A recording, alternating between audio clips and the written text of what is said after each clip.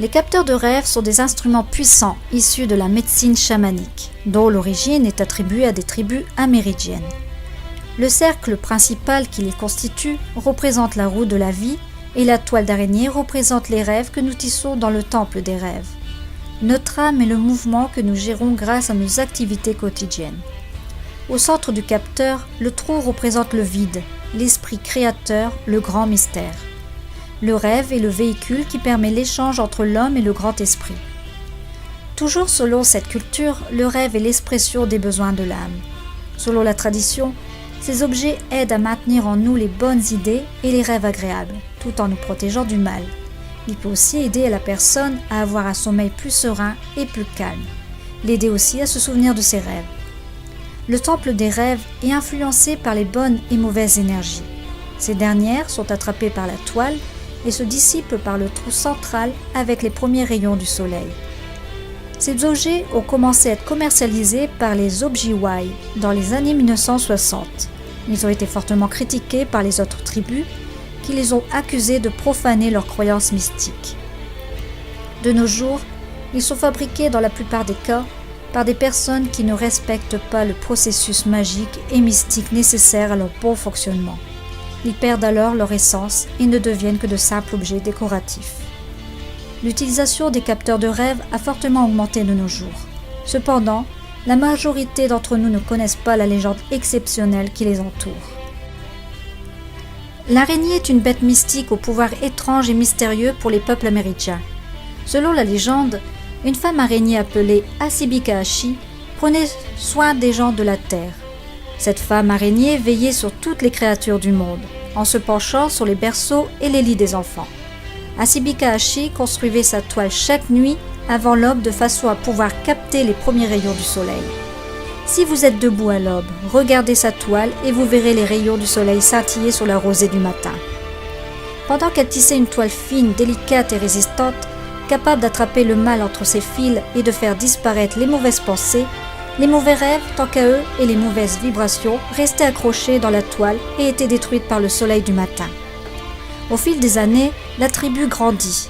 Lorsque son peuple a été dispersé dans toute l'Amérique du Nord, cette femme a commencé à ne plus pouvoir s'occuper de tous les enfants. Elle demanda aux femmes de la nation de l'aider dans sa tâche. C'est alors que les mères et les grands-mères ont eu l'idée de commencer à tisser des toiles aux propriétés magiques, capables d'attraper les mauvais souvenirs et les cauchemars, protégeant ainsi leur enfant. C'est ainsi que l'on fit apparaître le capteur de rêve, que les femmes tissaient avec un cerceau de bois à l'aide de fibres végétales ou animales. Traditionnellement, les Ojibway construisaient des capteurs de rêve à l'aide de brins de sol pour réaliser un anneau de 9 cm de diamètre dans lequel ils tissaient une toile similaire à celle des araignées, faite de fibres d'ortie ou de tendons d'animal teintés en rouge à l'aide d'écorce du prunier sauvage. On note que cette façon de faire concernait la période du début du siècle, car de nos jours, la méthode de tressage a bien changé, et les matériaux aussi, surtout avec l'arrivée des hommes blancs. Au XXe siècle, la fibre d'ortie et les tendons d'animal ont été remplacés par de la fibre d'autres plantes, puis quelques années plus tard par des matériaux synthétiques. Lors de l'arrivée des hommes blancs, les perles de verre sont venues ajouter une touche de couleur. Mises sur des lacets de cuir, elles ont d'abord servi de décor. Puis, les Amérindiens y ont inséré des plumes pour aider à guider les bons rêves sur le dormeur. Il n'y a pas eu que l'aspect du capteur de rêve qui a changé, mais aussi sa signification. Chacun interprète le capteur à sa façon, porte-bonheur, aide à décrire l'avenir, etc. Certaines personnes disent aussi que le capteur de rêve doit être surtout placé devant une fenêtre pour qu'il puisse fonctionner. Mais il faut bien se rappeler que les Amérindiens n'avaient pas de fenêtre dans leur tipi. Celui-ci doit être placé de façon à avoir les premières lueurs du soleil, pour que les mauvais rêves, pris au piège, soient brûlés. Il ne faut pas oublier que le capteur de rêve sert de filtre pour empêcher les cauchemars de venir troubler les dormeurs. J'ai aussi entendu dire que les capteurs de rêve portaient bonheur. Il faut savoir qu'au départ, il ne s'agissait que d'un filtre pour empêcher les cauchemars de venir troubler les enfants qui dormaient. L'ancienne légende des Indiens Ojibway sur les capteurs de rêve raconte que les rêves passent par la toile tissée qui retient les bons songes. et sont ensuite envoyés dans des plumes qui nous les retransmettent. Les mauvais songes sont également attrapés par la toile, mais sont dispersés par le trou central lorsque le soleil se lève. Cependant, pour le peuple Lakota de la tribu Sioux d'Amérique du Nord, les capteurs de rêves fonctionnent différemment. Les cauchemars passent par la toile et s'échappent alors que les bons rêves restent coincés dans les fils et sont dirigés via les plumes à la personne qui est en train de dormir. La plume représente pour les Méridien un cadeau venant du grand esprit, mais aussi de l'oiseau qui l'offre une partie de son essence. Pour les Amérindiens, la plume est une propriété médicale.